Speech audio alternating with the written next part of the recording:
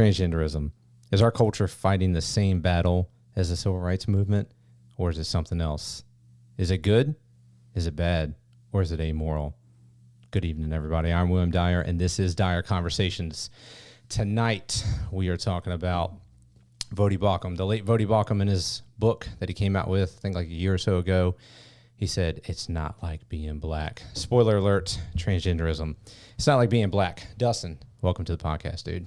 Glad to be here. Yes, again. sir. Yes, sir. Again. So look, I've been wanting to go through this book for a long time. As you know, it's a good book. If you haven't read it, you know, anybody out there listening, definitely get it. Voddie is awesome. Man, I wish he was still here with us, but so thankful that we have his books, so thankful that we have his different recordings and stuff like that.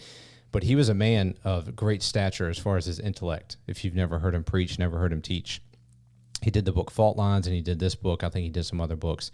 But this one hit hard, and I'm going to be honest, it was a little rough to get through. It was. I concur. Yeah.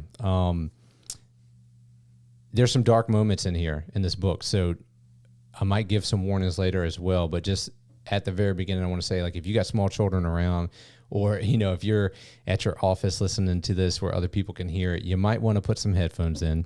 NSFW, some parts of this. Yeah, you definitely want to make sure your kids can't hear. Make sure you're in a car by yourself, off on a long run or something, because we will be talking about some things that are dark. We will be talking about some things that are a little bit explicit, actually very explicit.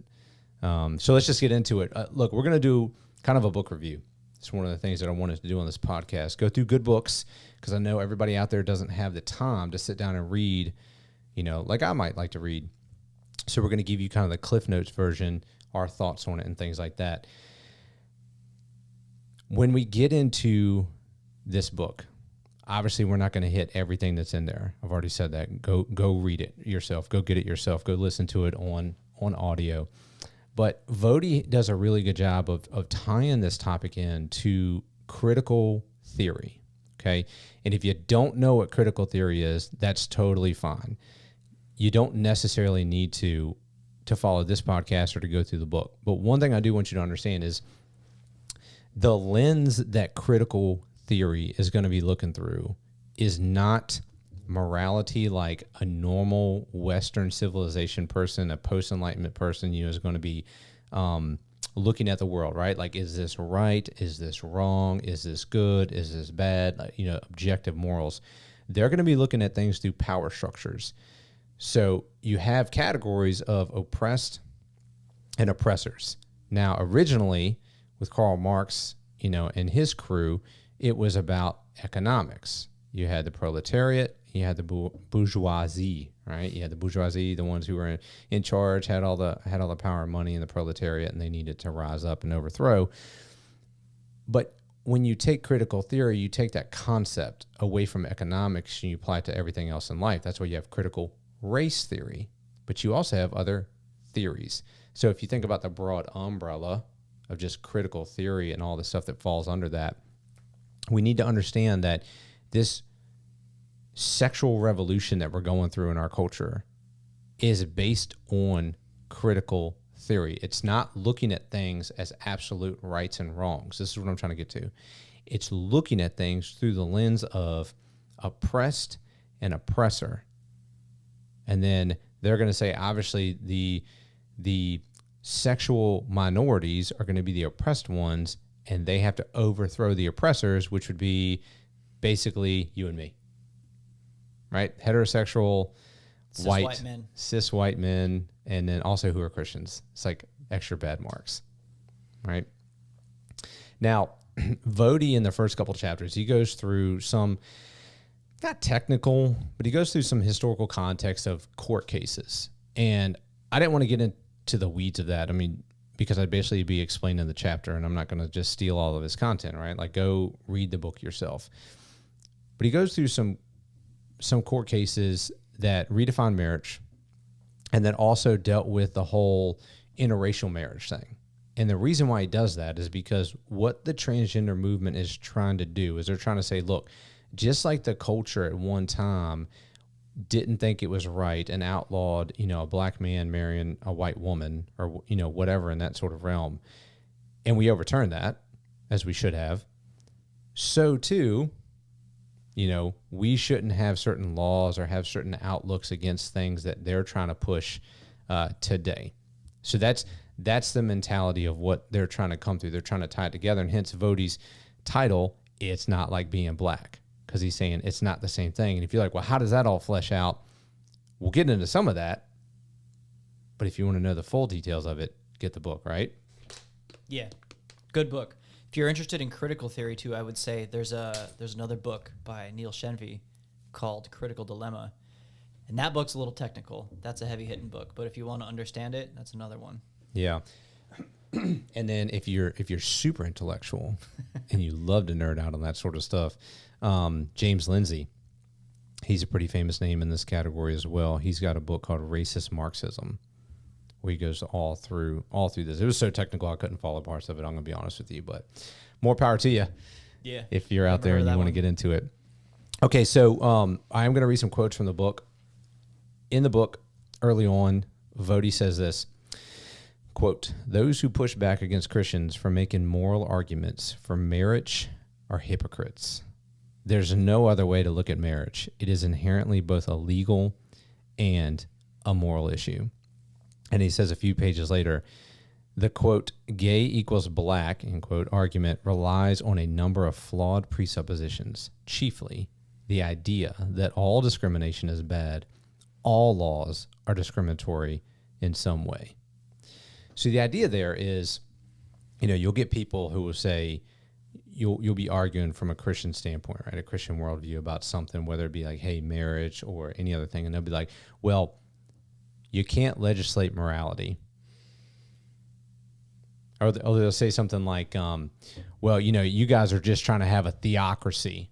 That's what you're trying to do. You're trying to codify, your Christian values and make everybody else abide by them. It's a violation of church and state. Yeah, it's a violation of church and state, all those sort of things. Here's what I would say. And when I first started thinking about this years and years ago, I was like, well, what about traffic laws? Because the idea is this: all laws legislate morality. When I first heard that, I was like, okay, I could see the majority of laws, but what about traffic laws?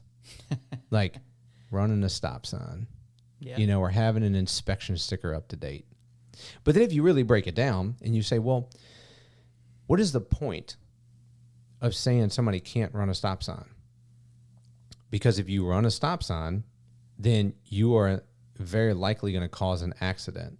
If you cause an accident, now you have impeded on somebody's life and liberty in pursuit of happiness, because you could injure them, you could kill them, you could just simply damage their property. And then, sometimes it doesn't matter. Like, you might not be at fault, but when your car gets totaled and your insurance goes, we'll give you $5,000 for the car, and you're like, I still got $10,000 left on the loan. That's not good. That's not good, because now I got to pay that other $5,000 off, and I still got to go find another car. Right? So, or an inspection sticker, same thing, right? Like, why do we want inspection stickers? Well, because I want to know that when I go out on the roadway, the other people driving around me have good brakes. Or if it's nighttime, that their headlights are going to work, or stuff like that. Why? Because I don't want them to run over my child, who's playing, up at the front of my driveway. Or I don't want them to hit me as I'm like going for a run down the road because their brakes have failed, and we don't have any laws against that sort of stuff. So anyways, all laws legislate morality. And the idea here is you can't make that argument and say that it's not a moral issue. Like, everything is a moral issue when it comes to laws. It's not a matter of not legislating morality or legislating morality. It's a matter of which morality should you legislate. What do we consider good? What do we consider bad? Yes. What are we promoting? To come back a little bit for the people who are listening, think about what we talked about with the lens of how we look at the world versus how somebody on a critical theory is going to look at the world. I'm going to look at the world and I'm going to say, what is good? What is bad? What is right? What is wrong? They're going to say, what's the power structure? Am I one of the oppressed groups? How do I throw over the oppressors? You see what I mean? So it's a totally different outlook. We have to understand that we're in a battle of worldviews in our culture right now, and this is one of the central topics. This very topic right here. So let's talk about the history of it. This is what was super interesting about this book, because I've never dived deep into like the history of like the sexual revolution or transgenderism and anything like that. Likewise. Yeah. Right. I mean, I've been around since the 80s, so I've seen a few things change, in my lifetime. But it's amazing to me when you think about what Satan does. He works through decades, and oftentimes our perspective is only on like what's happened in the past year or two. And we don't often think about, well, what we're fighting today is built on something 50 years ago that was being written about in academic journals. Mm-hmm. When I was in school for my master's and I was writing papers on critical race theory, one of the things I thought was interesting is like, I had never heard about critical race theory. Never heard about it. I'm like, man, this is weird. Like, where'd this come from? I read about it, I'm like, bro, this is like being pushed since the late 80s. And even before that in law, like the 60s. And it's just now starting to hit mainstream culture. All right, modified, of course, a little bit evolved, but still, it's like that's how Satan works. He plays a long game on that sort of stuff. So anyways, Voddie goes through 4 key figures in chapter 3 of his book. This is where, again, little disclosure, if you have little ears around, put in headphones. Prepare yourself. So it's important to understand where this comes from so we can understand the foundation of where this has been built. To say, is this good? That's a question we have to ask ourselves. Like, is the idea of transgenderism or the ideology behind it or pushing it on our children, is it good for the individual and is it good for society? Well, if you haven't guessed yes, I'm going to say no. I'm going to give you a hard no on that one. Yeah, that's going to... Spoilers. Yeah, a little spoiler alert, right? So the first key figure, and again, he goes through a lot of details in here. We're not going to hit it all. It's his content. But for the proper book review, we're gonna touch on some of the highlights of it. So the first guy, Alfred Kinsey. Now, Voddie calls this guy a sadomasochist, which is a 50-cent word, a voyeur, and a child abuser. It's pretty strong words. Very strong. I've been called some things in my life. Not like that. Maybe not that. No, thank Hopefully goodness. Not that. Yeah, no, definitely not like that. So Kinsey, in 1948, so here we go again, right? We're in 2025, and we're talking about a guy from 1948 who is shaping what our culture is going through right now, almost 100 years ago. Which is crazy. Yeah, 80 years ago, right? 70, 80 years ago. So he wrote a book called Sexual Behavior in the Human Male. Yeah, okay. Prep yourself. What was the primary research? This is what was crazy. What was the primary research method that he used to collect data to write his book? Here it is. You ready for this? Watching pedophiles molest young children. And you're probably thinking to yourself, what are you talking about? Billy's exaggerating. And Billy's exaggerating. Oh no, au contraire. We have the goods. Actually, Voddie has the goods. Thank goodness that he wrote this down. But obviously, Kinsey's not going to call it a pedophile. Just like some people today, they're trying to change the language. It's not pedophilia anymore. But that's what it is. It's adult men having sexual encounters with young children, young male children. And when I say young, I mean young. We're not talking about 17, 18. We're talking about even in the individual digits. Yes. Right? So he not only has that, but he also has simply doing experiments and observing the young children as they are conducting self-pleasurable acts. To put it any way as mildly as I possibly might be able to. You can read the book. Yeah. I could tell Billy's getting a little awkward here because this is not stuff that you want coming out of your mouth. No, it really is depraved. And to have to talk about it is pretty sick, right? But unfortunately, if you're not going to talk about it, who is? Again, I go back to the podcast. What's the tagline of the podcast? Answering the questions your church is too scared to ask. Frankly, I'm too scared to ask this question. Yeah. In a way. Yeah, in a way. But you're telling me there's not a teenager out there, or there's not a mom and dad out there who have kids, who are having to have conversations about somebody, in their friend group transitioning, or them thinking, well, I'm a girl trapped in a boy's body. Like, how do we deal with these things? Do we affirm it? Do we not affirm it? Do we just turn a blind eye to it? Well, let's talk about these very disturbing things so you can catch an understanding of how horrible, sinful, evil, and destructive it is. And it puts a fire in you to say, I need to do everything I can to protect my children against it. Because, the Bible even says in Ephesians, it says, have no affiliation with those deeds of darkness, and even expose them. But we don't like to expose them. It's uncomfortable. It's uncomfortable. This is uncomfortable, but it's happening. It is happening. So let's read the quotes. Again, super X-rated right here. So prep yourself. Yep. So this is coming directly from Kinsey. Quote, orgasm has been observed in boys of every age from 5 months to adolescence. Orgasm is in our records for a female babe of 4 months.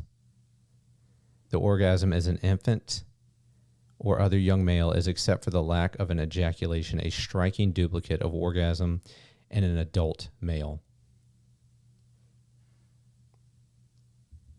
Am I allowed to put out on the internet my thoughts of what my fleshly individual self would want to do to a man like that? Yeah, maybe not uncensored. Yeah. I don't know that it would be helpful, but I would like to pray for him. I know he's probably not alive anymore. He's probably dead. He knows better now. Yeah, he definitely knows better. Man, like what got you to the point where in your research you think that in any way, shape, or form that that's appropriate? And there's several levels of it, right? Like, there's the idea of it, and then there's the maybe we can observe it. Let's set up an experiment. Let's conduct this thing. We'll collect data on it, and then we'll write about it, and then publish it. Mm-hmm. That's several layers of depravity. And here's what's sick. There are organizations today and other books and other research that is based off of this guy and his research. That's still mainstream. Right? I don't even want to read the other one. If you want to get the book, you can read the other one. The first one was, I already read it. I had to read it a couple times, and now it's already made me sick again. But, yeah. So, when we say, oh, he was called some nasty things, a sadomasochist by Voddie, it's like, well, do you understand why now? Voddie wasn't just slinging insults. No. Voddie even says, quote, Kinsey was a sadist in every sense of the word. It's like, yeah, dude. Somebody who could do that to young children. Okay, let's think about it like this. You got a neighbor who's taking the neighborhood children into his basement and doing things like this. But it's for research. What do you think is going to happen? I know what I would like to happen. Yeah. He might not even make it to the cops being called. Yeah. In some neighborhoods. But the cops are called. Dude, you're done. You're going to jail, bro, for a long time. Like open, shut, Yeah. case closed. And then when you go to jail, you're probably not going to be there for long. Yeah, we literally have a stigma about this. There's a stereotype. Did you hear what just happened to Puffy? No. P. Diddy? Mm-mm. I don't know. I didn't look it up. I just saw like some news headlines about it. Disclosure, maybe it's fake. I don't know. I didn't research it. But I saw some new headlines that he got attacked in jail, like bad, like had to go to ICU sort of thing. I'm like, yeah, that's... People hear about you, abusing certain types of people, right? Women, children, things like that, and they take justice in their own hands. I'm not saying it's right. I'm just saying, like, there's a stigma about that. Child predators, they go to jail. So, they got to be separated. Why? There's a concept here. As a Christian, you've heard this, where we talk about how all sin separates us from God, and in that sense, it's equal. Sure. But in another sense, all sin is not equal. No. And if, you're talking about people who are lifelong in jail, Mm-hmm. and they can recognize, Mm-hmm. like, hey, I may have been a serial killer, but we don't touch kids. Yeah. Yeah, I may have robbed a bunch of places, and I may have shot people because I was in a gang, or I may have, done this, done that. But they're like, that's over the line. Mm-hmm. Well, to wrap up on Kinsey, it's interesting, say, well, he did it for research. It's like, yeah, but his research was crap anyways. Because Voddie goes into it in the book when he talks about like essentially compelling subjects to give the correct answer that he wanted to be given for the sake of his research, throwing out data that contradicted the results that he wanted. So cherry picking the data, sort of a thing. And then choosing the type of people he chose. Let's see here. Sex offenders, prisoners, prostitutes, psychopaths. Yeah, that's the sort of people you want to choose from. Very good. Very good work, Kinsey. Okay, number 2, John Money. This guy's not money, by the way. No, not at all. So this guy was a doctor. Again, just because you're a doctor doesn't make you right. Doesn't make you smart. Doesn't make you good. You could be evil. The Nazis had a lot of doctors. they did. Just doing their jobs. Yeah, just doing their jobs and just following orders. So this guy in 1965, again, 1965, you had a case. It's a story. You got 2 brothers. And essentially there was like a botched circumcision at the early birth. So what happened was that Mr. Money convinced the parents, well, hey, listen, for the one twin who had this botched circumcision, we can go ahead and transition them, do genitalia surgery, as if we don't do that nowadays, and that they can totally grow up as a female and have just a happy life, right? So he goes into it, and essentially when the kid turns 14, he transitions back, spends a life of depression, and then when he is, 38 years old, commits suicide. And then the twin brother, dies of an overdose later in life as well. And you're like, oh, that correlation doesn't equal causation. Okay, go look at the data today. Go look at the mental health crisis, not only amongst our culture, but go look at the spike of it, of those who are being pushed into the transgender realm. Because what you see on TV, sitcoms, movies, all that sort of other stuff, that's not real life. Oh, but the news, yeah. Like, come on, bro. You still believe the news cycle? Like, I don't care if it's Fox News. I don't care if it's CNN. I don't care if it's ABC. They're all spinning it. They're all doing shoddy work. I don't believe any of them. So it's like, go get your own data. Go look at the data, and you'll see the depression and suicide rate amongst people who go into the transgender stuff skyrockets. That's not correlation. That's causation. So you have him, And then he wrote a book called Sexual Signatures, in which he also says that pornography should be used as part of a child's sexual education. And that's a direct quote. Because, quote, it reinforces the child's own gender identity role. So, when we talk about they're going after the children. Oh, no, they're not going after the children. It's like, bro, they've been going after the children since back in the 60s. They said it explicitly. We want to go and sexually develop your children. We want them to explore. We want them to not fit into the heteronormative male-female heterosexual sort of, paradigm that you have. We're going to let them just explore all these other different things. So again, we have to go back and ask ourselves, is it good? And one of the things that the Bible says is wisdom is vindicated by her deeds, right? And the way I interpret that passage is by the fruits of a ideology, a thought, a wise statement, whatever, you'll know whether it's actually wise or not.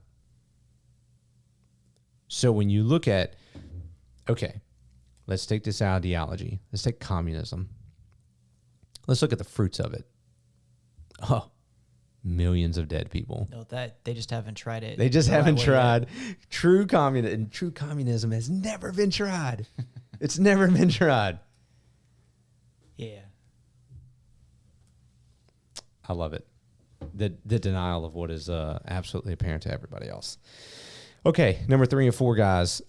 Marshall Kirk, Hunter Madsen, Harvard professors. Hey, what do you know? Again, just because you're a professor in school doesn't make you good, doesn't make you right, doesn't make you smart. They wrote a book called After the Ball, How America Will Overcome Its Fear and Hatred of Gays in the 1990s. Guess what? What did they do to base their research, or what do they have to base their research on?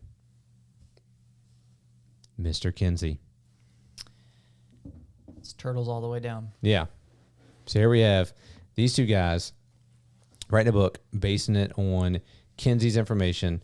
And what is interesting is that in their book, After the Ball, they state, so again, going back to our paradigm concept, right? They state, let me back this up. Let me talk about what this quote's talking about. They are trying to say, what is the strategy that's going to be used to get America to not have basically a phobia of gay people or a hatred of gay people? How do we make it normative? How do we make it to where nobody even bats an eye about it, right? So they were saying, what's the strategy that's going to be used? And so they were talking about basically propaganda. And here's the quote. It makes no difference that the ads are lies. Not to us, because we're using them to ethically good effect. What do we call that? The ends justify the means. Yeah. So we're back to Machiavelli. Propaganda. So here they're saying exactly what we talked about from the very get-go. Where we're looking at the world, right and wrong, good and evil, absolute truth, all that sort of other stuff. They're saying, I don't care if we have to use lies. That doesn't matter, because this is the goal of what we're trying to go to, because we want that power. We don't want to be the, quote, oppressed group anymore. So we're going to overthrow the system by any means necessary. It doesn't matter. That's the paradigm. So what's their strategy, right? Their strategy, if you go through the book, and Voddie points this out, is a 3-step process. Number 1, desensitize, right? So they talk about continually flooding the movies, the TV screens, everything you can with gay-related advertising. And plenty of people have talked about this. You go back to, Will and Grace, or what was that other show with Charlie Sheen? Yeah, I put you on the spot on that one. 2.5 Men? Yeah. 2.5 Men. Mm-hmm. Okay. How is it that a homosexual is portrayed in sitcoms?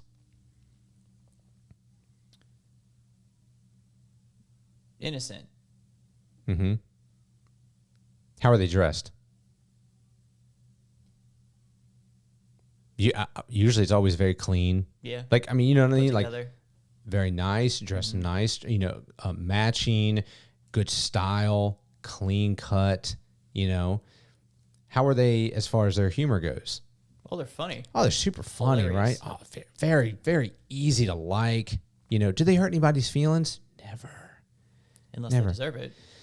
Yeah, right? Oh, they're definitely not judgmental at all. I mean, they're just the best of friends of everybody. They're the easiest character to like. And again, I'm not talking bad about gay people. I'm just talking about portrayed. how are they portrayed, right? Because just like with anybody else, I've met gay people who are some of the nicest people I've ever met. Great people. I'm friends with some of them. I've met gay people, some of the meanest, evil people I've ever met. They're horrible. They're nasty. You know? Whatever. Yeah, and this is it. There's a little bit of a full circle moment here, because if you go back and look at how the cycle of how, I mean, we're talking about it's not like being black, like how they were portrayed in early media, Yeah. right? Like they're reinforcing a thing that they want culture to believe. Mm-hmm. We've evolved from that, thankfully. Yeah. But that tactic is amoral. You can promote good or you can promote bad. Yeah. Absolutely. I mean, think about how, you know, black people were portrayed way early back in the day, you know, before the civil rights and stuff like that, you know, versus it's like nowadays, it's like, yeah, it's okay, that was horrible, you know, the way they're portrayed. But then how are Christians portrayed? Right. You know, oh, we're the judgmental ones. Yep. You know, we're the mean ones. We're the angry ones. You know, all that sort of other stuff. It's like, are there mean, angry Christians? Yeah. There are mean, angry people. Yeah. I mean that just Take your fans background. that just fans life, you know? But anyway, so desensitizing, right? So the idea here is talking about propaganda. So they didn't care whether it's lies or not. That's the thing. It's like, we don't care if we're lying about it. We're just trying to get to the goal. So what is the goal? We want to desensitize the culture, and we want to just make this normal. Okay. So the second phase is accusing religious people of bigotry and hypocrisy. This is what you were just talking about. I mean, this is like, dude, this was, I mean, obviously this book, it was written, sometimes probably in the 80s or maybe 90s, because it talks about that, how they're going to overcome in the 90s. So you're talking, 40 years ago? Mm-hmm. This book was written. This is exactly what we're dealing with today. It's like, if you're a Christian, and it doesn't matter what it is, if you're like, you know, hey, listen, I don't believe in transgenderism. Oh, you know, you have a phobia against it. You're a bigot. You hate them. Yeah, and I think Voddie's point in much of this book is not necessarily where we are or what's coming. I mean, he does talk about that, but this is how we got here. Yeah. Yeah, I mean, this is how we got here. And it's important to see that, because if you're going to say, well, this is where we are, how do we not go back, but how do we not allow ourselves to go further? We have to see the strategies. We have to understand what they're trying to do, right? For example, he says propagandist advertisement can depict homophobic and homo-hating bigots as crude loudmouths and a-holes. Mm-hmm. And he uses the full word there, right? And then depict gay people as experiencing horrific suffering. So essentially it's like the gay people is the victim, right? And then anybody who's against homosexuality, they're the oppressor who is attacking, hurting, you know, whatever the gay person is. Like, what a false dichotomy that is. Because you could literally not agree with a lifestyle behavior and not hate somebody, not want that person to suffer. It's like, I've worked with people who are homosexuals. Okay, great. I don't mind working with you at all. Doesn't bother me one bit. Yeah, can you do your job? Cool. I've worked with people, guess what? who drink a lot and get drunk on the weekends. Do I agree with that lifestyle? No, I don't. Do I want you to suffer? Absolutely not. Do I want to have a good relationship with you? Yeah, absolutely, sure. I work with people who've cheated on their wives, cheated on their spouses. Do I agree with that lifestyle? Nope. But again, is that going to make me shun you at work and like not? Does it make me want you to suffer? No. Like, just because you did things that I think was wrong doesn't mean I'm going to hate you. That's ridiculous. But again, that's the propaganda, right? That's the propaganda. Is it's either you confirm and celebrate, or you hate them. Well, no one wants to be like, well, I don't want to be accused of hating. I'm not one of the guys who hate them. Yeah, I'm not one of the guys who hates them. So now you got the pressure. Well, I guess I gotta confirm. I gotta celebrate. Because if not, then I'm going to be categorized as a hater. And then the last thing is, which we kind of talked about, is conversion. So it's not just enough to not be a hater, but you also have to be a person who celebrates. You also have to be a person who says, I'm on your side, right? It's the same thing when you see in critical race theory. We were talking about this earlier. You know, it's not enough to be not a racist. You have to be anti-racist. You have to be anti-racist. When I first heard that, I was like, what the heck does that even mean? What is you got to do the work. It's like, okay, what's the work? You know? Anyways, so that's a strategy, right? Desensitize, which I think they won that. Jam, make all people who don't agree with, the behavior, whatever that behavior is, homosexuality, transgenderism, or any other behavior, make them feel like you're a bigot, you're hateful, you're this, you're that. I think they've gained the upper hand in that, but I think you're seeing a swing back where Christians are starting to have a little bit more boldness to go, yeah, no, I'm not accepting that. And not just Christians. Voddie, in an interview with this book, has talked about how, and I agree with him, I don't know if he mentions it in this book at the end, but he believes that they overplayed their hand. And so you're starting to see secular people who are like, well, hold on a second. Yeah. No, we're not doing this. That's too far. Mm-hmm. This is why Youngkin got elected. I mean, his main thing that he ran on was the mama bear saying, why is this sort of sexually explicit stuff in my child's classroom when they're, 8 years old? And Youngkin was like, I'll fight against it. Easy win. Easy win, dude. Easy win. Like, nope. Yeah. No brainer. No. So, I mean, yeah, I think you're right. I think they did overplay their hand a bit in that sort of thing.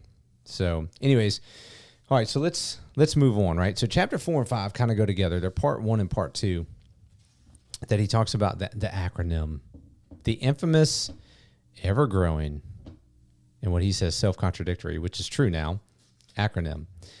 So it's the LGBTQ plus minus, maybe divided by sign now, semicolon, whatever other symbols are thrown in there, right? It's ever-growing. Like, you can't keep up with it. And the flag's the same thing, right? I mean, you look at the flags that they used to have. It's like, I don't even know which flag is which flag anymore because there's so many of them, and they just keep adding stuff onto it. But it's self-contradictory, which is funny because I was thinking that a few years back, and then you see people kind of starting to point it out, and he does it in the book, right? So you got LG, lesbian, gay, pretty standard, right? Pretty basic. And here you have, obviously, lesbian, woman likes woman, gay, man likes man. And I know gay can kind of be a general term as well. Bisexual, boy or girl, whatever, like, okay, we got those. But then transgenderism comes in. I just threw a monkey wrench in there. And it didn't really come up to the forefront for a while. It's just another thing. It's just another thing, right? But then what was interesting is I feel like the transgender aspect of it started to like go way off the rails. And the lesbian, gay, bisexual were like, wait a second. And I know this for a fact because I have multiple homosexual friends who are absolutely against the transgender stuff. Yep. I mean, like vehemently, that's not us. I don't want to be associated with it, and I disagree with it. It's evil. That's not me saying it. That's them saying it. Okay. And the transgender, they say, well, sex is about biology, but gender, that's our roles. Mm-hmm. You can do whatever you want to with roles. Like, it doesn't matter what you're born. That's your sex. Gender, you can choose whatever you want to. And notice too that the genders now aren't just male, female. Yeah, non-binary is a big thing. Non-binary, and then you just make up stuff. Gender fluid. Just make it up, whatever you want it to be, right? Which, I mean, gender is a made-up thing anyways. It's a social construct. It's a social construct.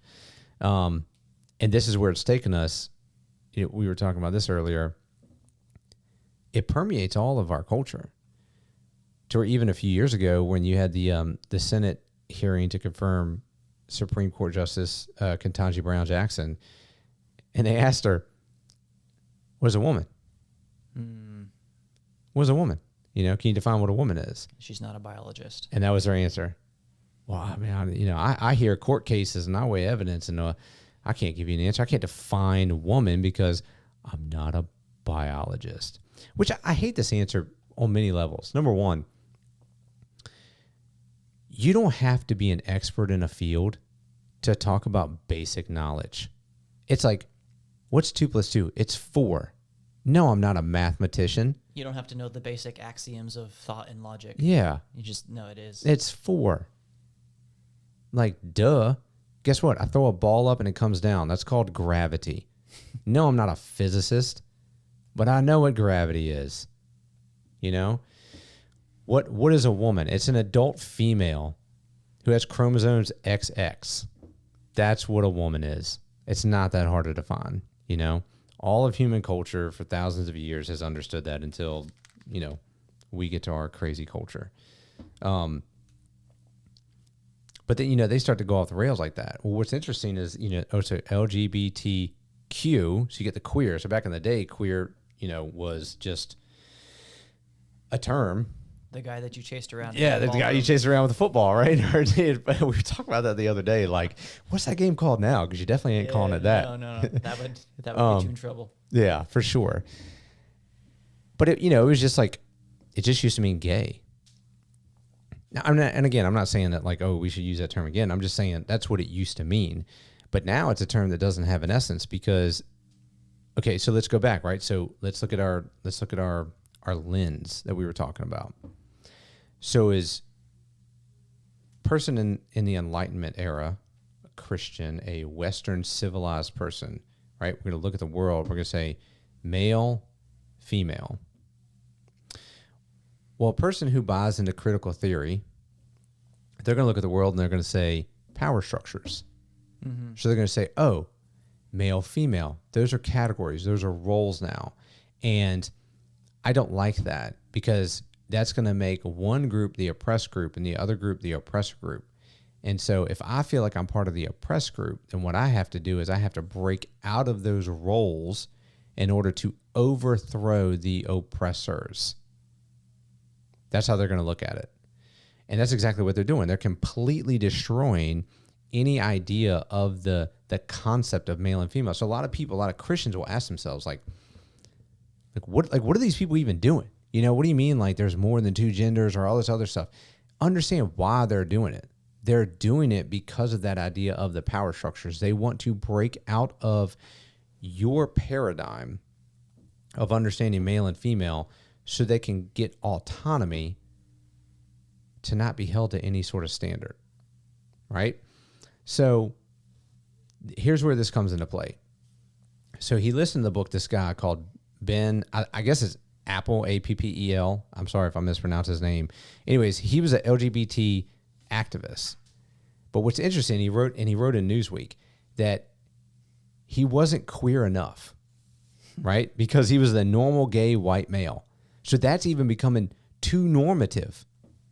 You're a white guy who's gay. Well, that's not queer enough.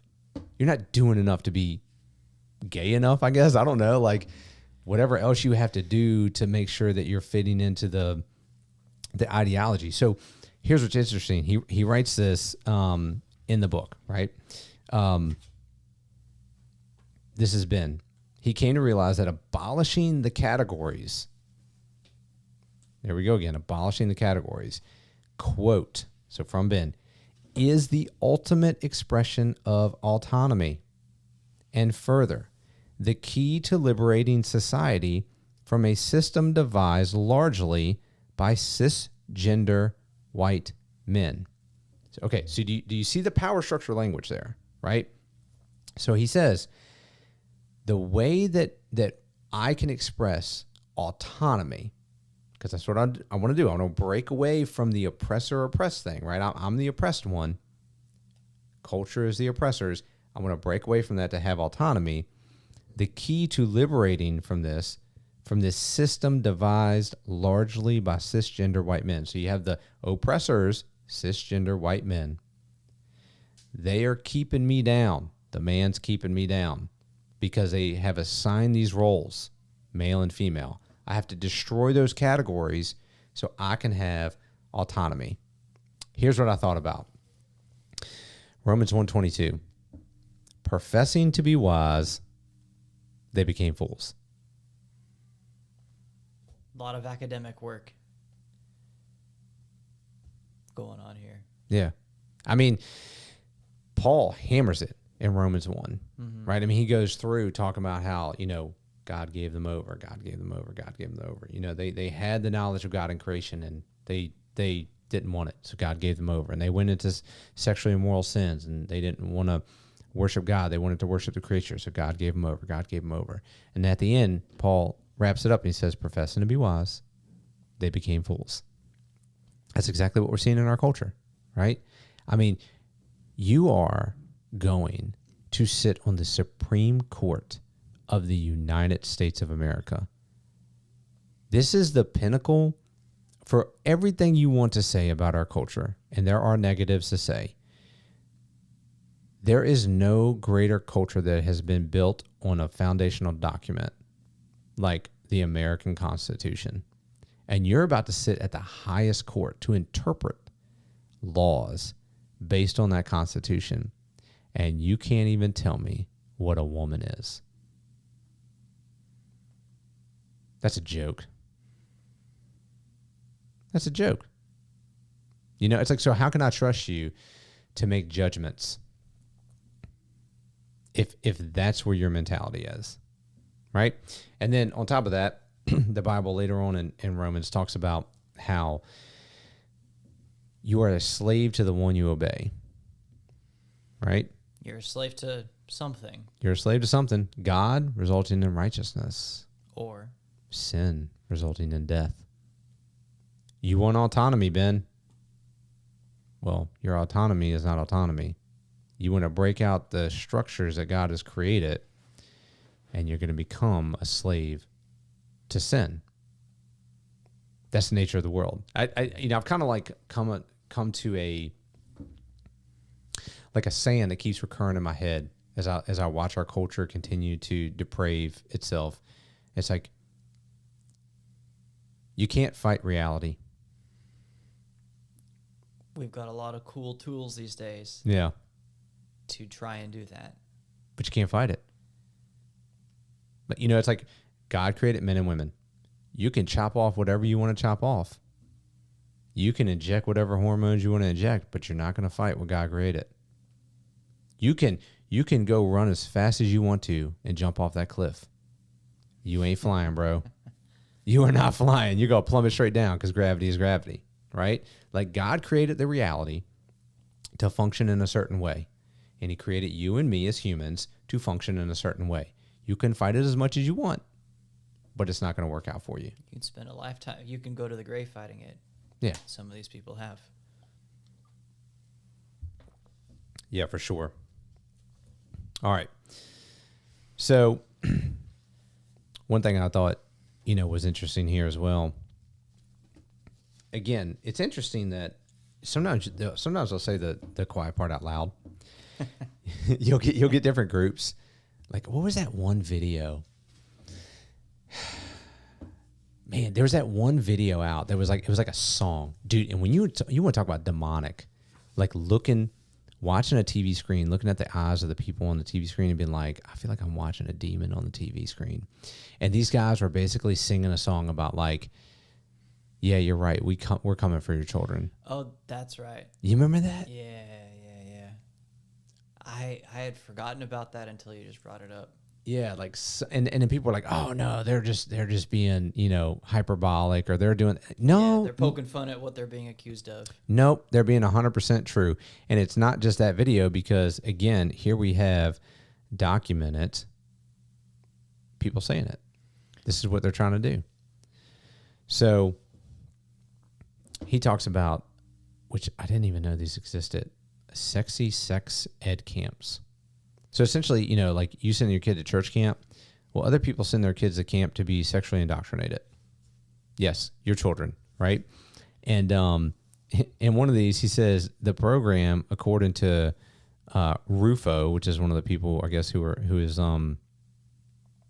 documenting this. I forget exactly who Rufo is, but he says is the brainchild of Tanya Turner. So talking about this sexy camp, who calls herself a femme, fat, queer, magical pleasure worker who was raised by a, quote, a host of witchy women in a, quote, coven-like mountain matriarchy, and uses crystals, sex toys, and tarot cards, I guess, in her teaching. So what does that tell me? Oh, you're tied to the occult. So the link from, this sexual revolution to the occult is there. Can't deny it. What are they trying to do? Well, they're trying to take the children. They're trying to indoctrinate them. And I would even say traumatize them, because we know from other studies, other things in life, when you traumatize a child at a very early age, they're going to have that baggage for the rest of their lives. Some of it is almost irreparable, or it's going to take Takes a lot of work. Extensive work, right? So if I'm in the demonic realm, if I'm Satan, if I'm a demon, whatever, and I'm got a strategy, I'm looking at America, greatest missionary country ever. We have sent out millions of missionaries all across the world, to preach the gospel. I mean, how many people from South Africa are coming to America to start churches? I don't know of any. Maybe a few. Maybe one or two. I don't know. I've never met any. But I can name you hundreds of missionaries that I know who are living in Cambodia and, South Korea and China and Japan and, Sudan and all these other places, all these other countries, and they're starting churches. Yeah, the ends of the earth, right? Mm-hmm. I need to take that culture down. How do I take them down? Slowly but surely, from the inside out, deprave them over time. Well, how do you do that? Again, people often forget that Hitler had a program called Hitler's Youth. He had camps for kids to indoctrinate them. If you go back and watch the videos, you'll see sometimes Hitler's walking like into town, and you got hundreds of kids. I mean, like, he's a celebrity. Can't wait to touch him, get his autograph, see him. Oh my gosh. Well, that's the impressionality, the impressionableness of children. Right? And that is, that's another, in a sense, is an amoral thing, right? Because you and I are starting early with our kids, teaching them what we believe to be truth. Yes. And we're doing it hardcore, very intentionally. Very intentionally. Well, he's going to do it on the other side. Hitler was trying to do the same thing. Yeah. And that's the point, right? You can't say, like, I guess Richard Dawkins was trying to argue back in the day. It's like, oh, you can't teach your kids Christianity because that's child abuse. Blah, blah, blah. Well, if I don't teach Christianity, you're going to teach them atheism, which is false. You're going to teach them evolution, which is false. I'm not teaching my kids lies, dude. Don't tell me you take the new atheist seriously. No. Well, that's the thing is they got absolutely destroyed by Christian theologians and philosophers. Yeah. You know, they got trashed. They were good with rhetoric. They were great with rhetoric, and they were good with their little, you know, online stuff in the early 2000s. But again, 20 years later, and their arguments are garbage, and nobody of any intellect holds them anymore because they got trashed. You know, you see a lot of guys online who are looking back at their new atheist days, cringing at it. Yeah, because it just did not hold water. No, not at all. Okay, so you have indoctrinating children, right? You have the sex education camps, but then you have things like the largest teachers union in America that's promoting graphic sexual content for children. So again, you know, this is why Christians need to be involved in the culture, in politics, in your local communities. Like, I don't want to run for a congressman. I don't want to, you know, be in D.C. I don't want to do this. Okay, that's fine. Go to your school board. Run for your school board. You know? Or at least figure out what's going on. Yeah, or at least, you know, get a movement together to go to your school board to be like, we're not having that in my county. You can do that. You absolutely can affect your county. You don't have to worry about affecting the nation. You can affect your county, right? Because, you know, the largest teachers union, and I'm not going to read this because it's just absolutely disgusting, but they have presentations that go on to explain sexually explicit stuff. I mean, things that are like pornographic. And they're promoting it in elementary schools. And this is a teachers union. We're not talking about some blue-haired teacher, you know, in Wisconsin who just happened to slip that into her classroom. We're talking about the teachers union, largest one in America, who's pushing out the training to their people, saying this is the sort of thing that we want to be promoted in schools. I mean, it's going to be a nationwide crisis. It's going to be a generational crisis. So when these kids get to be, you know, 25, 35, 40 years old, and they're part of the leaders of the culture, they're going to be traumatized. They're going to be, you know, depraved. They're going to be, in their minds, darkened. That's the plan. So I think, you know, again, we have to get working on it now. That's the point of it, right? I'd read you one quote, or actually two quotes. So you have these two other people that he lists in this chapter, Gail Rubin and then Hannah Dyer. No affiliation, by the way. I'm definitely not claiming her. I don't know. Maybe we're related somewhere down the road. But anyways, Gail Rubin was a pioneer in feminist theory and queer studies. And she said this quote in her, by the way, in her 1987 piece, Thinking Sex, Notes for a Radical Theory of the Politic of Sexuality. So 1987, she wrote in there, quote, boy lovers are so stigmatized. First of all, boy lovers. Not pedophiles. Not pedophiles. Let's call it what it is. Adult men who like young boys, a.k.a. pedophile. No, boy lovers are so stigmatized. Oh, they're the victim. They're such the victim. That it's difficult to find defenders for their civil liberties, let alone for their erotic orientation. Buzzword. What's your sexual orientation? Hey, guess what? All throughout the government, do you realize that in the policies, you cannot discriminate against people for their race, their sex, their religious affiliation, or sexual orientation? Yeah, so if you make what we call pedophilia a protected class, then you cannot. So guess what? Then when they apply to be a 4th grade teacher, yeah, you can't deny hiring them because of that. So when I was at Severin Christian Church in Maryland, okay, we had a guy who we hired on as an executive minister, and he was like long-term government employee.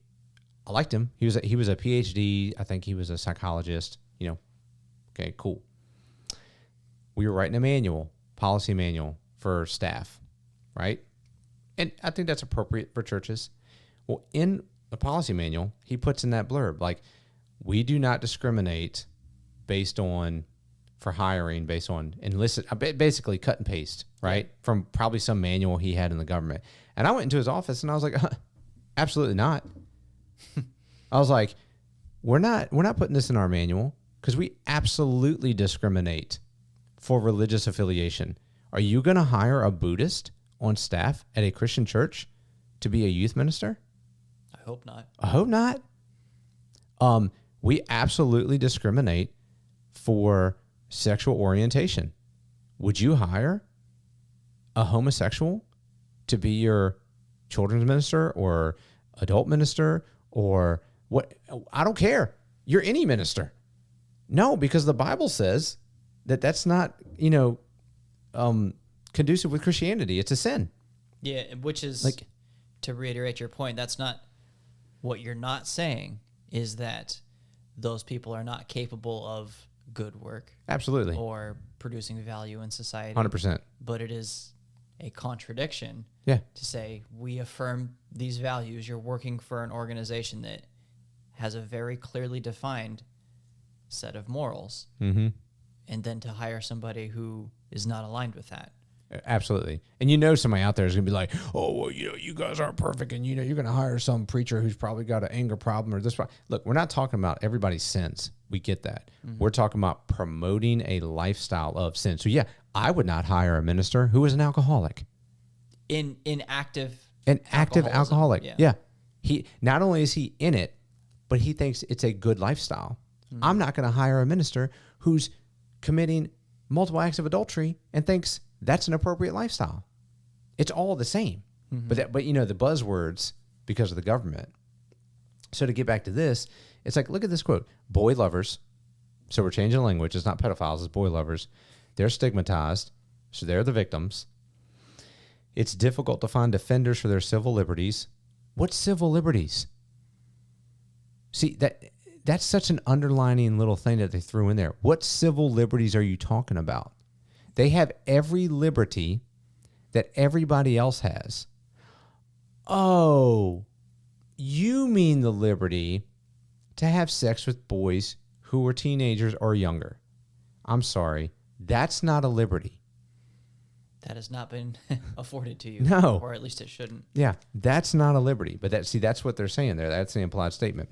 Let alone for their erotic orientation. So again, it's not because of their behavior, their choice to do it. It's their orientation. So this is who they are. It's their identity. It's a fundamental, unchangeable, immutable fact about mm-hmm. that person. Well, you remember, again, you go back to when the homosexual movement was making it mainstream, right?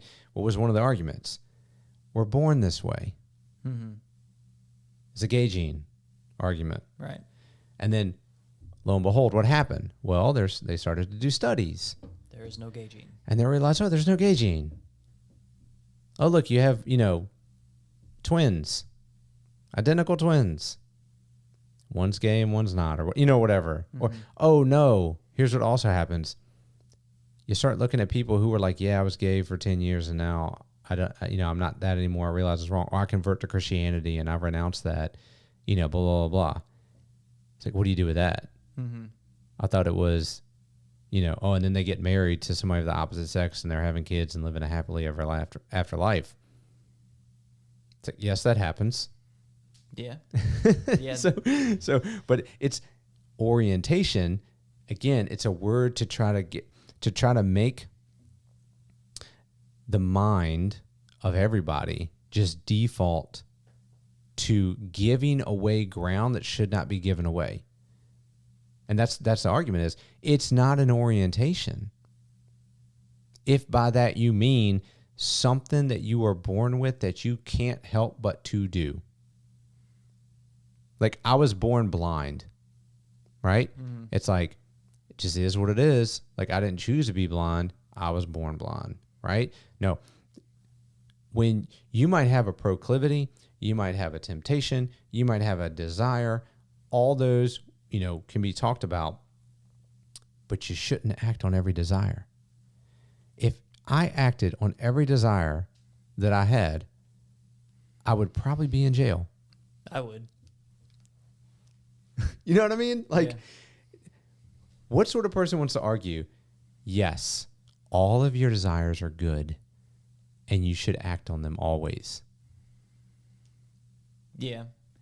Yeah, and, you can see the counter-argue coming back a mile away, right? We're not saying you should act on all desires, mm-hmm. but we are saying that this desire is mm-hmm. maybe not a problem. Oh, and now 10 years later, we're saying, this desire, maybe not, mm-hmm. boil a frog. Yeah, I mean, it's a slippery slope, and people even called me crazy years ago when I was like, well, one day they're going to argue that pedophilia is going to be accepted. Oh my gosh, that's ridiculous. They'll never say that. No one would ever accept that. We're reading it right here. Yeah, this was from 1987. Mm-hmm. And now, even today, you're hearing it from people. We're not talking about random trolls on the internet. We're talking about professors in colleges who are arguing for we shouldn't call them pedophiles anymore. Minor attracted people. Mm-hmm. Soften the language so that way it's more palatable to people. No, imagine going back 10 years and telling anybody like, hey, so a thing that we're going to be talking about in 10 years is why we shouldn't be showing softcore porn to 8-year-olds in a classroom. Mm-hmm. And like, what? And it's going to be a debate, by the way. Yeah, it's going to be a hard debate. In some areas. Yeah. Nah. Never. Yeah, that would never happen. Here's an argument I had with somebody, and I'm not going to name them because it's too close to the time. Of like I couldn't name this everything because that was a long time ago. But I'm not going to name this person just for the sake of being a good human being. But I had this argument with this person. This person was a minister. Mm-hmm. A minister. Been a minister for a long time. So we're not talking about somebody fresh out of Bible college. And the argument was this.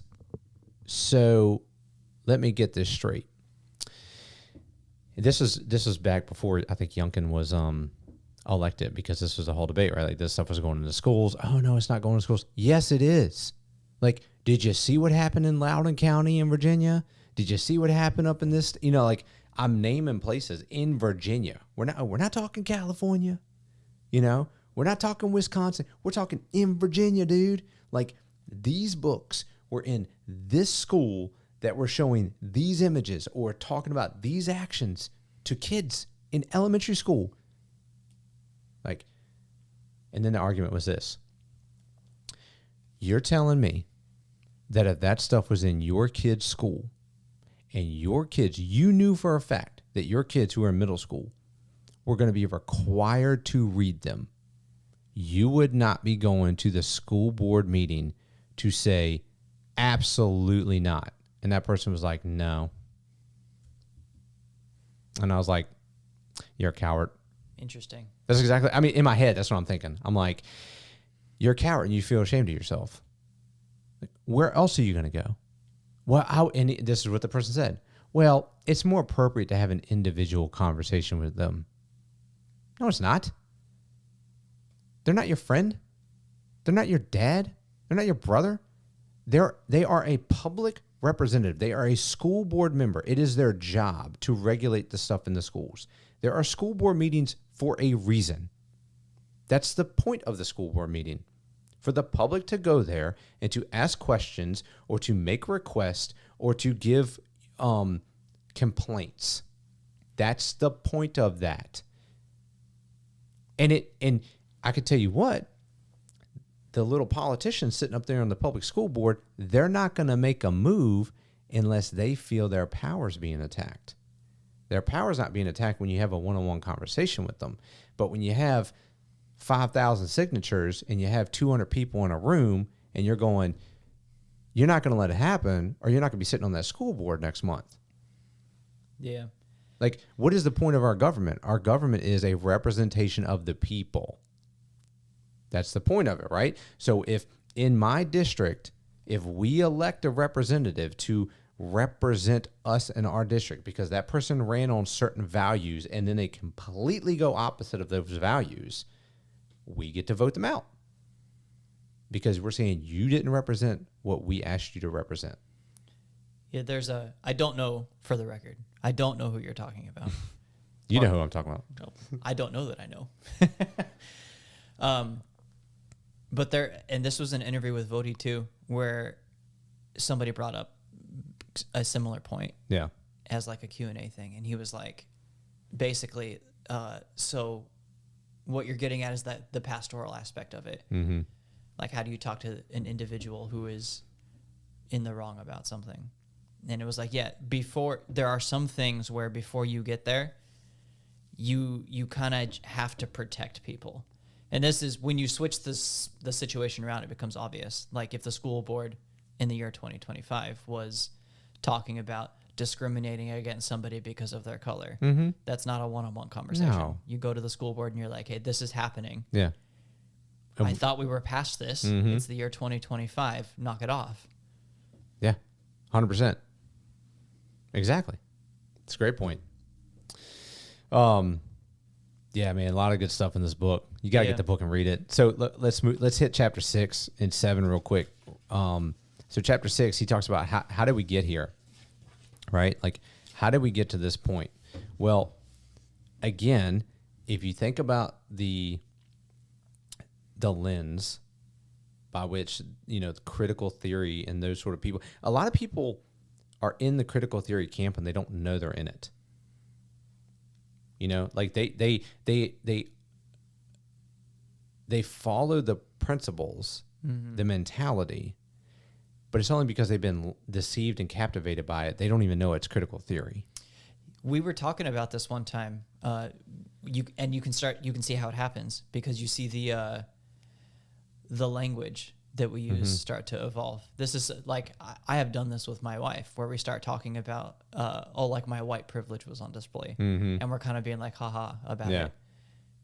But people start using it kind of unironically because it's just becoming part of this norm. Yeah. Yeah. So they look at the world, obviously no absolute truth. And you have the oppressors and the oppressed group. Well, the oppressors are the ones who get to determine what is normal. So when they're looking at the world and they're going, well, male, female, that's a construct that was put into place by the oppressors. We don't like that construct. We got to destroy that construct. We got to break out of that, and then we got to get into power so we can make what's normal, right? Well, this is why I love his pastoral heart, right? So he gets into the book and he slams pastors here. I love it. I thought about this. I'm going to read this quote because it's just so good. It's so good. All right, let me read this quote and you'll see why. Quote, "My topic today is adultery. But before I begin, let me state clearly that I love adulterers. Jesus loves adulterers. I have several friends who are actively engaged in adultery.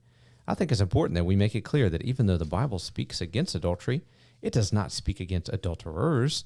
Many adulterers have been hurt by church's harsh rhetoric about adultery. Many adulterers don't want to have anything to do with our church because of our rhetoric. That is terrible witness," end quote. And then he says later on, "Sermons on homosexuality these days die the death of 1,000 qualifications." And it's not just homosexuality, and I know he doesn't think that either. I mean, it's any of those sort of hot topic sins, right? Yeah. Whether it be abortion, whether it be transgenderism or homosexuality or anything, it's always, let me start this off by 10 minutes of apologizing for the church in a general vague sense, because some church out there has probably done something wrong somewhere or another, and maybe you've been offended or whatnot. But let me also essentially, what it feels like, because I've heard these sermons, is apologize for God's position on this. And really, if you get down to it, and this is my not, how do I say this, analysis, because you can't read people's hearts. Correct. But out of the heart, the mouth speaks. So in a sense, you can read people's hearts by the words that come out of their mouth and the way they say them. And my analysis is they're ashamed of the gospel. And they would never admit that. Oh, I'm not ashamed of the gospel. Well, you are. And I get it. You don't want to hurt people's feelings. I don't want to hurt people's feelings. You don't want enemies. I don't want enemies either. Jesus told us we're going to have them. You know? I don't want to unnecessarily offend people. Yeah, neither do I. I get it. Okay? The gospel's offensive, though. The gospel is offensive. Like, it's going to make people mad. You know? And especially if you were in ministry and you can't stomach the idea of people being upset at you, go get a different job. Just do everybody a favor and go get a different job. Do yourself a favor. Do your church a favor. Do Christians in general a favor. Go get a different job if you're scared of hurting people's feelings or having people be mad at you. And people are like, oh, it's easy for you to say. No, it's not easy for me to say. I've been in full-time ministry. I've preached sermons. I've sat in people's living rooms and talked to them. People who aren't Christians, people who are Christians who have committed evils. You know? So don't act like I don't know what it's like to be in the trenches.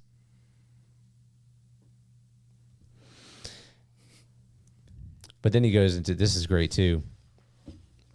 He goes into flip-flopping presidential figures on the same-sex marriage issue. You're about to upset some people. I am going to upset some people. I don't have the attitude of, well, I don't care. I mean, I do care. But at the same time, if I do things tactfully and I say the truth, you're going to offend people. Jesus has offended people. That doesn't give me a license to have no tact. It doesn't give me a license to not have love. But I'm also not scared to say the truth. It is what it is. So he listened here, and don't worry, we'll get a good one at the end too. Oh, yeah, we will. People are going to think I'm just hitting one side. So he talks about Bill Clinton, right? He went from signing the don't ask, don't tell policy, allowing homosexuals to serve in the military as long as they stayed, don't ask, don't tell sort of a thing, to then in 2000, and then The Advocate in 1996, he says, quote, I remain opposed to the same-sex marriage. I believe marriage is an institution for the union of a man and a woman. This has been my long-standing position. It's like, has it though? Or is it now because it's politically convenient? Barack Obama stated unequivocally that he was for same-sex marriage when he was running for Illinois Senate in 2006, but 2 years later publicly stated, I believe marriage is between a man and a woman. I'm not in favor of gay marriage. And then flipped again. And then Joe Biden, U.S., when he was a senator in 1994, voted to withhold federal funding from schools that portrayed homosexuality as a, quote, positive lifestyle. But then look at some of the people that he promoted to positions. Like, remember the one dude who was a bald head, like, always walking around in a dress and then was, like, caught stealing people's luggage? No, I don't remember that. You don't remember that dude? Yeah, I forget exactly what his position was, but basically he got caught stealing people's luggage in airports. And then eventually, obviously they're like, all right, bro, we got to kind of separate ourselves from you, sort of a thing. But if you were in one point, 1994, you're saying, like, I don't want homosexuals viewed in any sort of positive light. Mm-hmm. But then when you become president, you're like, let's light up the lighthouse in the rainbow and let's promote, transgender people to positions of power. Like, clearly you're for it. Are you though? Or is it just politically convenient now? Yeah. And in case you didn't catch it, the first two examples that Billy just said were people who started off saying, I am in favor of it, and then flip to what Christians such as yourself and myself would say is the truthful position. Yeah. and we're calling them out for using it for political expediency. Yeah. It's not about the position. It's about The expediency. You're just saying things to gain favor. Yeah. And you're like, oh, you just named 3 Democrats. All right, bro, hold up. Here we go. Here's the big one at the end. How about your boy Donald Trump? Donald Trump's the only president who's been elected who from the very get-go always said the same thing, and that is, I'm for gay marriage. And what I found funny about that is that he had completely, and what I've said, I can't remember if I've said it on the podcast or not, he completely, in my opinion, hoodwinked the Christian vote in 2016 when he originally ran. Yes.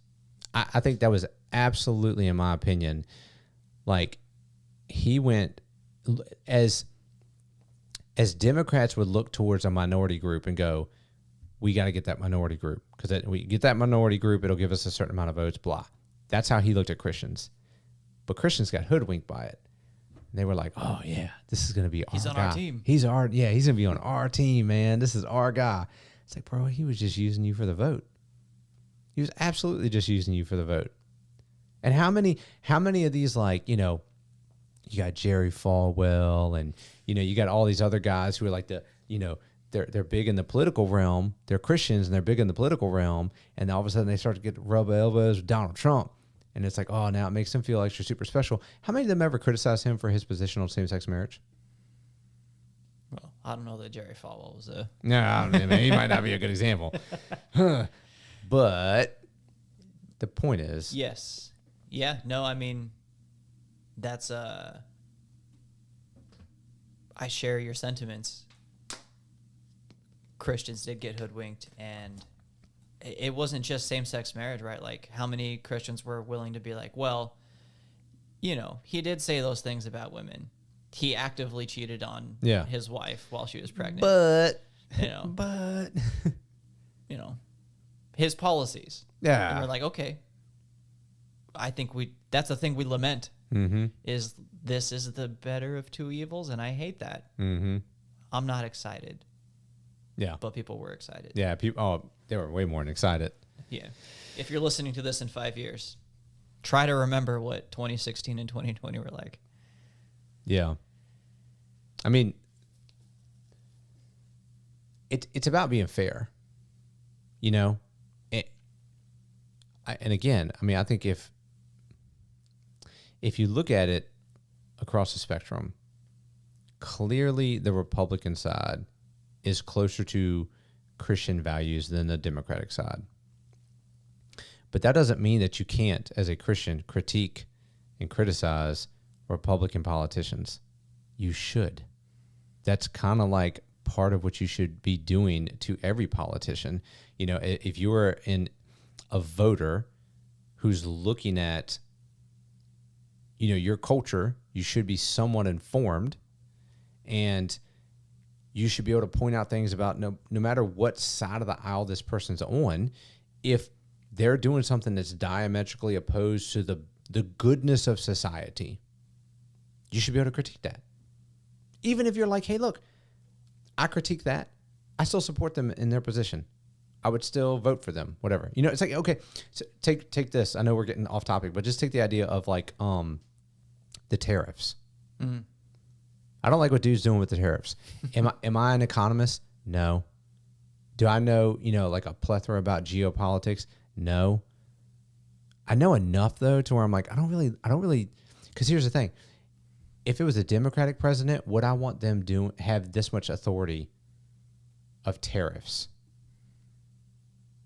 And the answer is no. So then I got to extend the same restrictions to if, quote, my guy is in office. I don't want him having that much authority, you know? But can I still support, be like, okay, but, you know, I think overall, you know, I'm for what you're doing, blah, blah, blah. Whether it's him or somebody else, it doesn't matter. The idea is I should be able to be honest enough and objective enough to critique any politician, whether they're one I voted for or not. Mm-hmm. That's the idea there, okay? So when we come to this topic, the point of bringing up these politicians is to show like this concept, this, you know, sexual revolution that our culture has gone through, it permeates everything in society. It permeates politicians and how they present themselves, which, spoiler alert, you can't always trust politicians and what they say. You don't say. Yeah. It permeates the things you see on TV. So, as you know, because we've talked about this, we can't allow our children to go on things like Netflix or even Disney and just pick a show to watch. I have to like screen the show to make sure it's okay. Yeah. Like I can watch Dora from back in the day, but probably not some of the new ones. I think what was the other one? I think it was like Clifford. It was like we were turning on Clifford the cartoon the other day, and I'm going Clifford. I'm like, are you kidding me? Yeah. Wow. Yes. I didn't know about that one. It's like the newer episodes though, so you got to look at the year when they come out. Because if they're like early 2000s, yeah, you should be pretty good, But after that, it's like, I don't know, bro. Got to watch this with my kids first. Got to make sure it's okay. Yeah. Look at Coco Melon. 2 dads. Coco Melon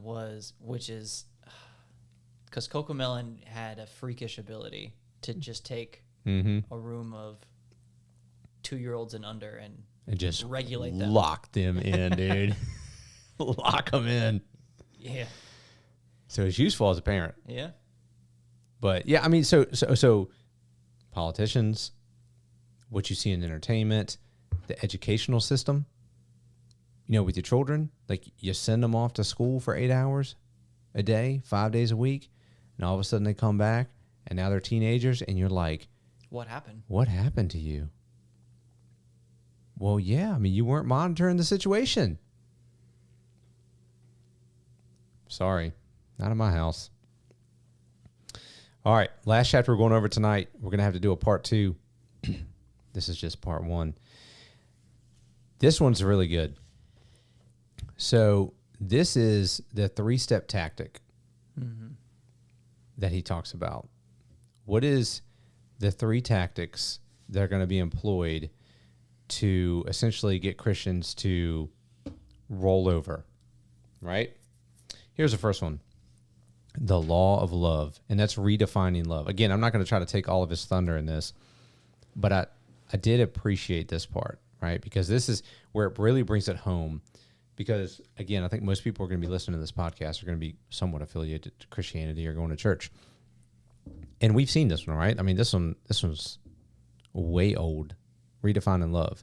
So people will say that, well, it's just love. Love is love. Yeah. Yeah, this one goes way back. What is love? Somebody out there wants to say it. Baby, don't hurt me. Somebody said that. But it's like, yeah, love is love. Well, who gets to define love, right? Mm-hmm. Who gets to put the parameters on love?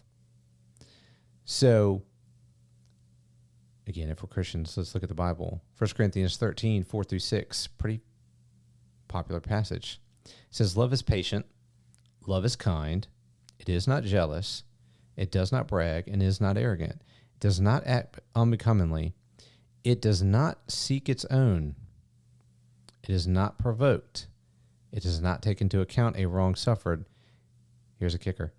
It does not rejoice in unrighteousness, but rejoices with the truth. So what is love? 2 key things here. It does not seek its own. So what does that mean? That means love, essentially, if I'm directing my love towards another human being, I'm not involving myself with them. Whether it's romantic or not, it doesn't matter because you can have a love for a person in a non-romantic way. I'm directing my love towards them not for my benefit, but for their benefit, for their well-being, right? I am extending something of myself to help them succeed in life. It's a sacrificial thing, right? Even moves to that point. So it's not seeking its own. So if we're thinking about, okay, the Bible says love is me doing what is in your best interest, which might cost me something. Mm-hmm. That's what love is. then we do have categories of ultimate goods of people. Then we would look at things and say, this lifestyle you're going after is destructive. Whatever that lifestyle is, doesn't matter. Therefore, if I'm going to love you, I can't seek my own. I have to direct my love to you to help turn you from that lifestyle to a better lifestyle. Right? That's what love is. So sometimes love means we have to confront the evil in people. It's a hard pill to swallow for Christians. Yeah. The analogy that I've heard a couple of times is if you saw somebody walking across the street, had their headphones in, and a bus was coming, like, oh, it's their choice. Like, no, dude, go yank him out of the street. Tackle that dude onto the curb, and Yeah. if he sprains his leg, his ankle or whatever, it's better than getting hit by a bus. Right. And, that's a cheap example maybe, or a well-used example, we'll call that. But, yeah, the whole thing about, you could say, undergirds the book, not just this part, is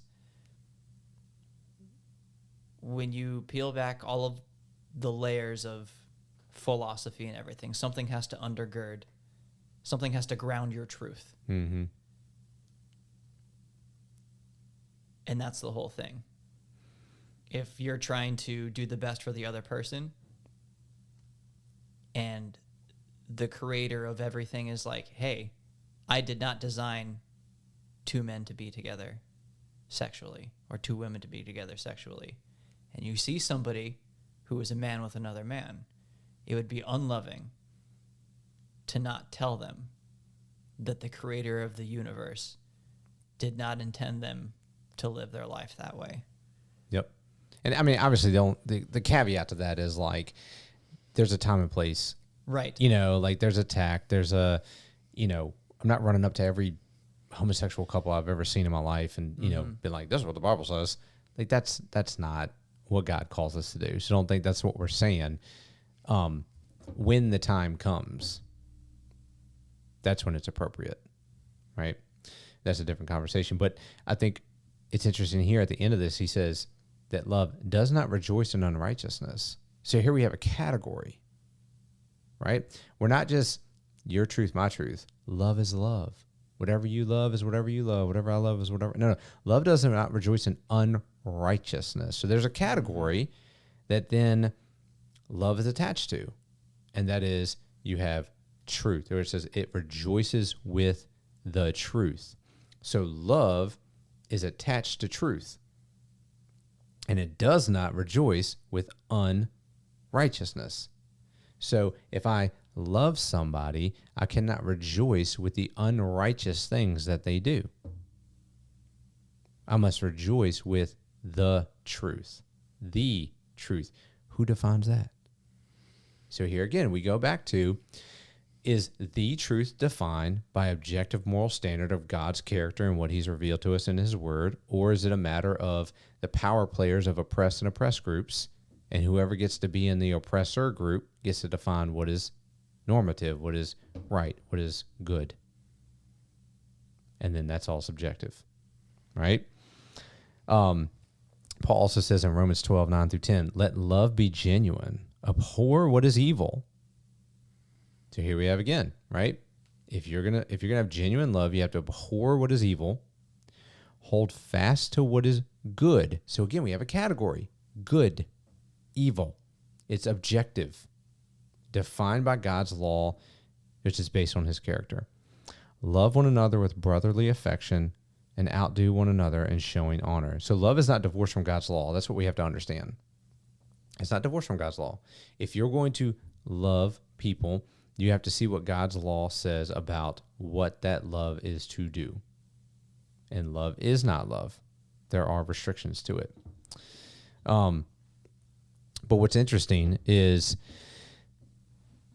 the people who disagree with us are going to say that we are unloving. And they're going to say we're unloving. And you got to catch this. We are unloving. Why? Because we do not accept and affirm their life decisions.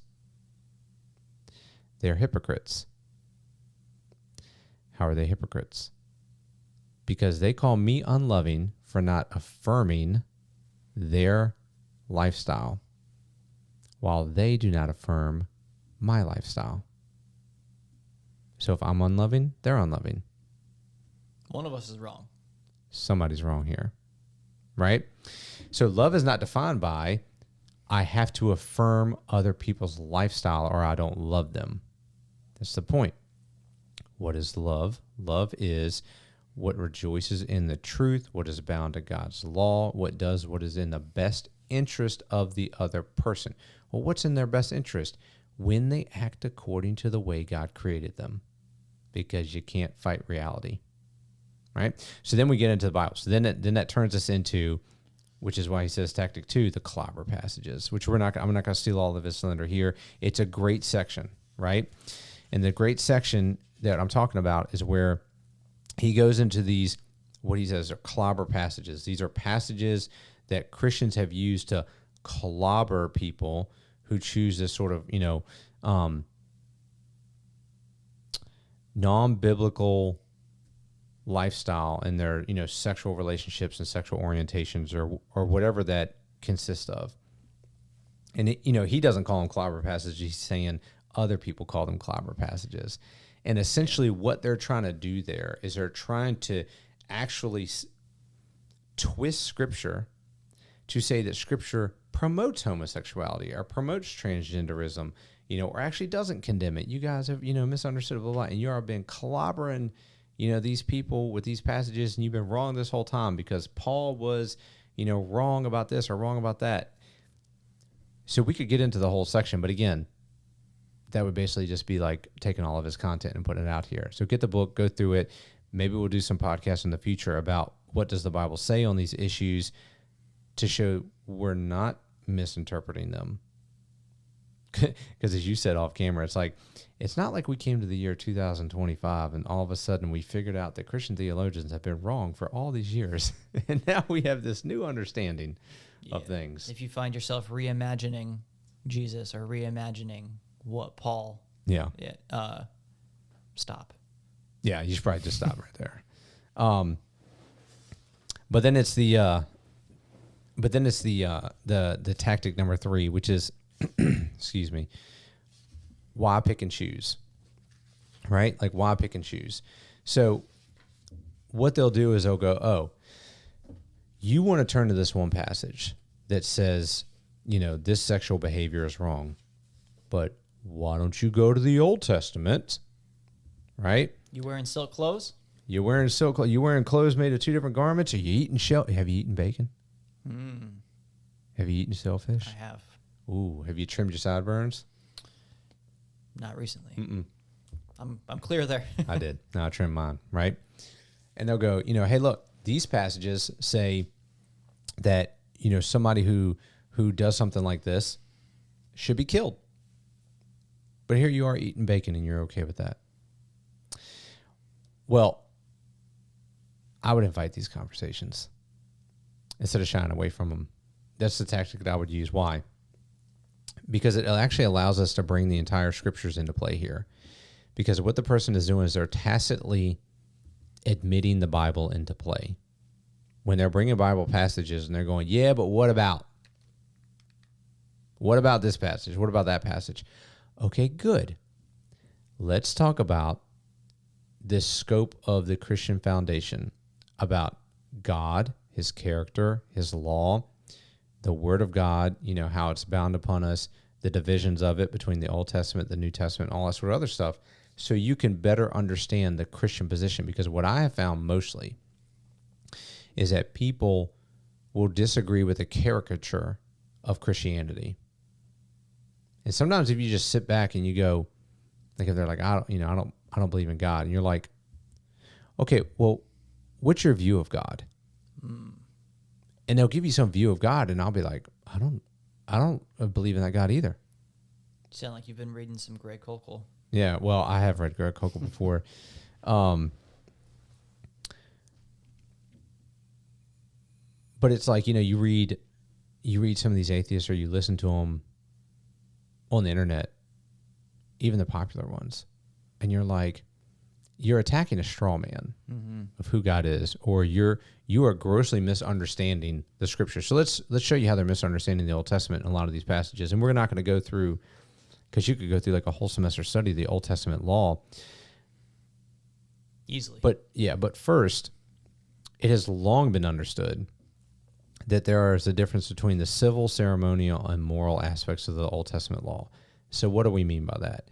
So the civil laws were given to Israel to govern them, right? In different respects. Like, we have a different civil government than they did. It's fine. But they had certain laws given to them for that effect, which, again, I'm not getting into all the details of it for the sake of the time and the scope of what we're talking about. Ceremonial. That would be like, hey, look, if you're going to do a sacrifice, here's how it's going to be done.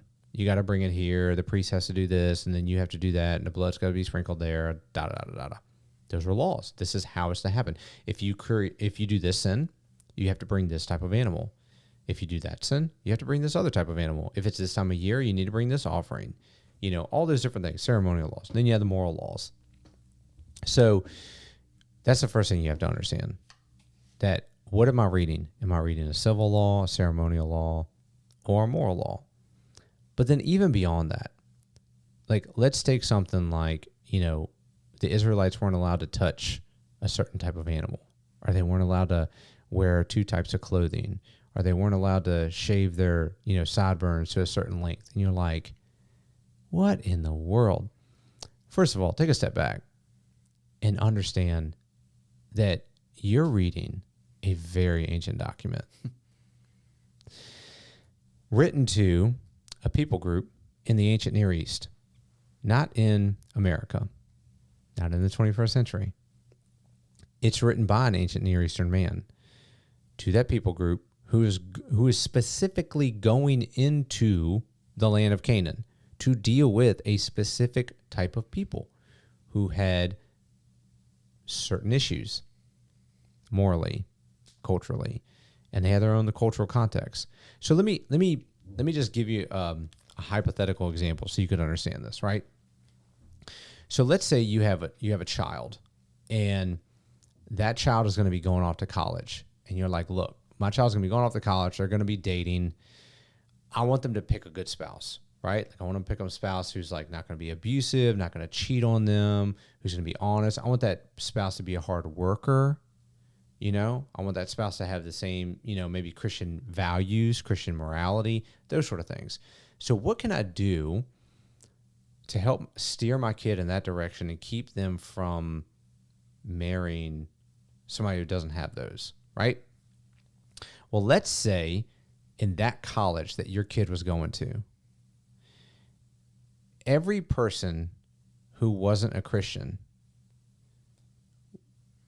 to promote their atheism, if you will, wore purple bandanas. So if one of the instructions you gave your kid was, hey, look, when you go to school, just don't wear purple bandanas. And they understood it because they know the school, they know where they're going, right? What are you saying there? Are you saying there's something inherently bad about purple bandanas? No.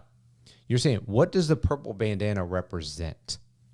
It represents you are promoting and publicizing for everybody else to say, I'm an atheist, right? So what you're telling your child is when you go there, you should not, since you are a Christian, you should not be trying to tell people, I'm an atheist, right? Because then you're going to, not saying like if you have atheist friends, that's horrible. That's not the point there, okay? It's a bit of a crude analogy, but you have to understand it in that context. When God's like, hey, don't touch that certain type of animal, don't wear this certain type of clothing, those things have cultural significances, right? To the Israelites going into the land of Canaan, God not wanting them to intermarry with them or mingle with them, God said, if you do, they will corrupt you, right? And also, don't let them stay in the land, because if you do, they will try to take you back over. You're going to have problems when you have to keep on having wars all the time rather than driving them out, and all that sort of other stuff. So when you look at these passages, it actually promotes the wisdom of God when you get down to it, when you get into the nitty-gritty of why did God say this here? It promotes the wisdom and the knowledge of God in what he was saying, what he was doing, and how he was trying to protect Israel. Because again, what was the point of Israel? The point of Israel was to create a people group who could preserve the law of God, who would display the holiness of God to the other nations around them. They were to a light to the Gentiles. And then to be a group of people who had a context for the Messiah to come into. Imagine if Jesus, the Messiah, was born into the land of Israel, and they had no sacrifices. And he said, behold, I'm the Lamb of God who takes away the sins of the world. Yeah, it's meaningless. And they're like, what? What does that even mean? But when you have a whole sacrificial system and you're killing lambs, and then he says, I'm like that lamb. I take away your sins, and my blood spilt for you. Oh, yeah, it makes a lot of sense. Well, what if they were so depraved morally they could not grasp the concepts that he was trying to promote when he was on earth? You know? I mean, you have to do a lot more groundwork when you're going into a group of people who are so radically depraved, rather than, going into a group of people who have a context, who have a law, who have a morality there, and they can understand how those things fit into God's design. And then the Messiah shows up and shows how he fulfills all those things. So the why, the pick and choose, invite those conversations. Because if you actually learn the context of the Old Testament law, it promotes the wisdom of God. That's the whole point of that. So it's interesting because the skeptic, they're not arguing at this point. They're not arguing against the Bible. What they're doing is they're arguing against your hermeneutics. That's your interpretation of the Bible. They believe you're hypocritical in the way that you do your Christian life. Yeah, so that's what I mean. What they're doing is they're actually inviting the entire scope of the scriptures into the conversation. And it's like, oh, okay, so if you want to talk about the Bible, then let's talk about the Bible. Let's open it up. Mm-hmm. And now we can give God's word out. See, does that make sense? A lot of good stuff in this book. Yes. Dustin, you have any last thoughts before we wrap up part 1? No, other than this is a lot of fun. It is a lot of fun. I enjoy having the conversations we have anyway. Yeah. Well, look, everybody out there, I know I kind of harped on this a little bit, but we love you all, regardless of your lifestyle, regardless of what you have done in your life or what you choose to do even now. We love you, and that is why we speak the truth, not because we hate you, not because we want to condemn you, not because we want to make you feel bad or we want to puff ourselves up, because we love you, and we know that God loves you. We know that Jesus is the only way to get to heaven, and we want you to know him. And you can only kind of know him when you're ready to repent of your deeds and follow him, just like we all had to. Amen? Amen. All right, everybody, good night.